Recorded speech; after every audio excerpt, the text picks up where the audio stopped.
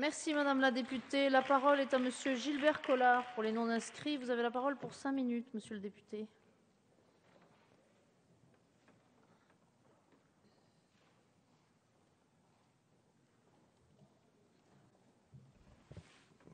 Madame la Présidente, Madame les ministres, Madame la rapporteuse, je connaissais le piano transpositeur, je découvre le Parlement transpositeur.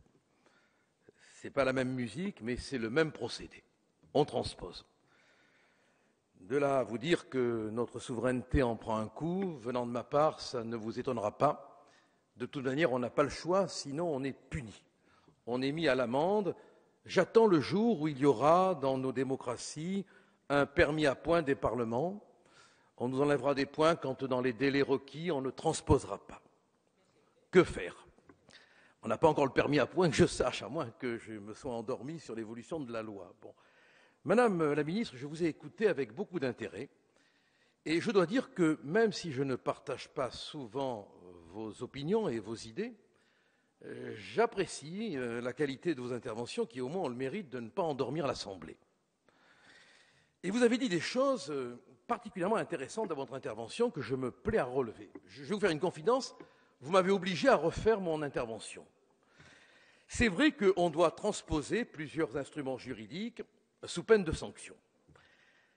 C'est vrai qu'on doit transposer les instruments qui permettent de lutter contre la criminalité organisée due, avez-vous dit, à l'abaissement des frontières. Tiens, il est donc acté qu'il y a un abaissement des frontières et que, du même coup, cet abaissement a pour conséquence l'aggravation de la délinquance. C'est vrai, vous avez raison de le dire, et il est indispensable de lutter, Madame la Ministre, contre cet abaissement des frontières qui provoque une augmentation de la délinquance, une espèce de mécanique des fluides diabolique. Alors, je ne suis pas contre le fait qu'on transpose les textes contre la traite des êtres humains, contre les violences faites aux femmes, contre la pornographie, les atteintes à la jeunesse, etc. C'est très bien. Que tout ce qui concerne la lutte contre la violence faite aux femmes soit transposé, c'est indispensable. La Convention d'Istanbul nous y oblige. Je me permettrai de murmurer que Istanbul, c'était vraiment le lieu bien choisi pour défendre les femmes, puisqu'on revient près de 91 ans en arrière, à l'époque d'Atatürk, puisque lui avait supprimé le port du voile, et voilà qui revient. C'est une manière, dit-on, de libérer le sort des femmes. Bon, enfin, c'est la Convention d'Istanbul, il n'y a rien à dire, on fait avec. C'est vrai que ce texte, Madame la Ministre, est un matériau, vous aimez ce mot, on dirait il est très tellurique, très poétique, rétif et mal rédigé. Ah, on est loin de l'époque où Stendhal, pour s'endormir, lisait le Code civil.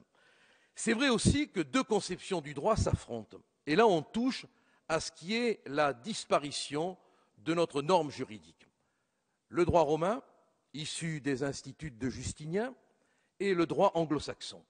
Les deux droits sont différents en ce sens que le premier est statutaire, il définit, il prévoit, il est périn. Le second, il est adaptatif, il est fondé sur le principe des précédents et il fait de la réalité telle qu'elle apparaît une manière de définir le droit. Ce sont deux mondes différents et comme le disait le professeur Villet, dernier professeur de philosophie du droit, nous, avec notre conception romaine, nous offrons la sécurité pour demain. Eux, avec leur conception anglo-saxonne, ils offrent l'incertitude pour demain. Mais on transpose, allons-y, allons-y. Deux articles me préoccupent et j'en aurai terminé si le temps est suffisant. L'article 726-68. Un résident français condamné à une peine de prison par une juridiction étrangère, vous le savez, et qui se trouve sur le territoire français est placé en arrestation provisoire. Mais cet article interdit tout placement en détention ou sous bracelet électronique si la peine à exécuter est inférieure à 2 ans. Et voilà que votre circulaire est transposée. Bravo, c'est bien vu. Aucun juge ne pourra plus condamner à l'enfermement, dans le principe de l'application des peines, un délinquant condamné à 2 ans de prison. L'article 58-59, et j'en aurai terminé, aucune possibilité de révision autre que dans l'état condamnateur. On est obligé, à ce moment-là, d'appliquer le texte qui vient du pays qui condamne. Sait-on jamais?